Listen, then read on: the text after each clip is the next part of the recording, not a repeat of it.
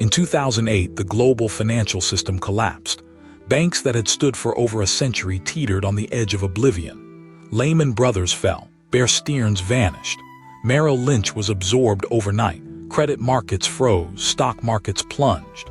The entire architecture of modern finance seemed ready to crumble. And then something extraordinary happened. The banks didn't die. They were rescued, not by the market but by you. And nothing is ever as simple as it looks. When the dust settled from the 2008 crisis, the banks emerged bruised but breathing. Their executives kept their positions. Their shareholders absorbed losses but didn't disappear. The system itself, the one that had failed so spectacularly, remained fundamentally unchanged. Meanwhile, millions lost their homes. Unemployment soared. Entire communities were hollowed out. Retirement savings evaporated. A generation of trust in institutions burned away. Two different outcomes from the same disaster. And that divide tells us everything about how financial institutions survive when economies collapse. They don't survive through strength or virtue.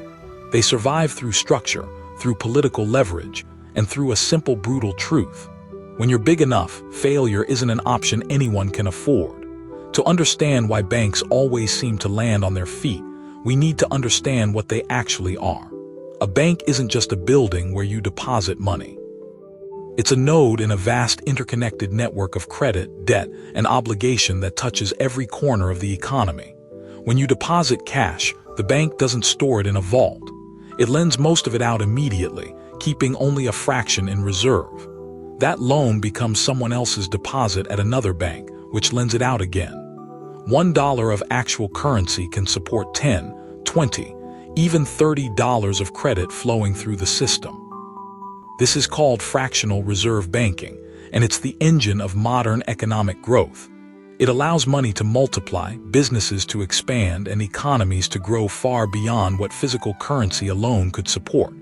But it also creates fragility. Because if too many people demand their deposits back at once, the whole structure collapses. The bank doesn't have the money. It never did. It was always a promise backed by other promises, a tower of obligations built on confidence. And when confidence breaks, the tower falls fast. That's what happened in 1929. That's what happened in 2008. And that's what will happen again. The question isn't whether banks will face collapse. It's what happens when they do. History shows a clear pattern. When financial institutions fail, they don't fail alone. In 1907, a panic began with a few bad bets by trust companies in New York. Within days, it spread across the entire American banking system. Depositors rushed to withdraw their savings. Banks that were perfectly solvent yesterday became insolvent today simply because everyone believed they might be. The panic only stopped when J.P. Morgan himself locked the nation's top bankers in his library and forced them to pool resources to stabilize the system. One man, acting as a private central bank, held the economy together through sheer will and capital. The lesson was clear. Financial institutions were too interconnected to be allowed to fail independently. Their collapse would drag everyone down with them. So in 1913, the United States created the Federal Reserve, a lender of last resort designed to prevent future panics. Other nations followed with their own central banks. The architecture was set. Banks would be protected not because they deserved it, but because the alternative was unthinkable. Fast forward to the Great Depression. Thousands of banks failed anyway. The Federal Reserve, still learning its role, failed to act aggressively enough. Credit dried up. Businesses closed. Unemployment hit 25%. The economy shrank by nearly a third. It took a world war to restart growth. And when the dust settled, governments everywhere drew the same conclusion. Never again. Banking regulation increased. Deposit insurance was created. The social contract was rewritten. Banks would be supervised, controlled, and when necessary, rescued. In exchange, they would serve the public interest. For decades, that bargain held. Then came deregulation. Starting in the 1980s, the rules that had kept banks cautious began to erode. Restrictions on interstate banking fell. Divisions between commercial and investment banking blurred. Financial innovation exploded. Derivatives, securitization, shadow banking, a whole ecosystem of complex instruments that few understood and fewer could control. Banks grew larger, more interconnected, more essential to daily economic life, and more dangerous. By 2008, the 5 largest U.S. banks held assets worth over half the nation's GDP. They weren't just banks anymore. They were systemic pillars. Their failure would mean economic catastrophe. Policymakers had a term for this: too big to fail. And the banks knew it. When the crisis hit, it started in housing. Subprime mortgages bundled into securities and sold worldwide began defaulting in massive numbers. The securities lost value. Banks holding them faced sudden losses. Trust between institutions evaporated. Banks stopped lending to each other. Credit markets, the circulatory system of capitalism, seized up. Lehman Brothers filed for bankruptcy in September 2008. The shock was immediate and global. Stock markets crashed. Money market funds broke the buck. The commercial paper market, which funds day-to-day business operations, froze. The entire global economy stood at the edge of a second Great Depression. Governments had a choice: let the banks fail and risk total collapse, or intervene and save the institutions that caused the crisis. They chose survival. The United States injected $700 billion through the Troubled Asset Relief Program. The Federal Reserve expanded its balance sheet by trillions, buying up toxic assets and providing emergency loans. The European Central Bank did the same. So did the Bank of England, the Bank of Japan, and central banks worldwide.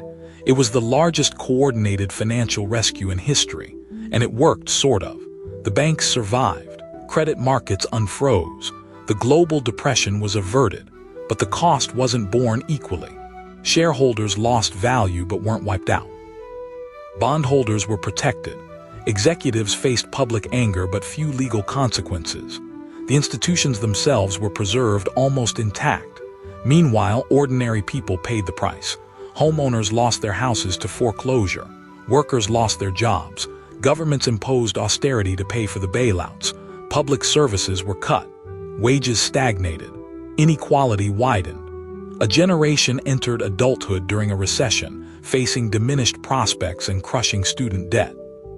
2 worlds, 2 outcomes. The financial system was rescued because it was too important to fail. The people within that system were rescued because they controlled it, and everyone else absorbed the shock. This pattern isn't unique to 2008. It repeats across history with eerie consistency. In the 1980s, the savings and loan crisis in the United States saw hundreds of institutions fail. The government stepped in with bailouts costing over $100 billion.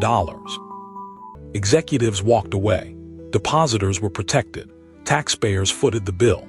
In the 1990s, the Asian financial crisis devastated economies across Thailand, Indonesia, and South Korea. The International Monetary Fund intervened with rescue packages.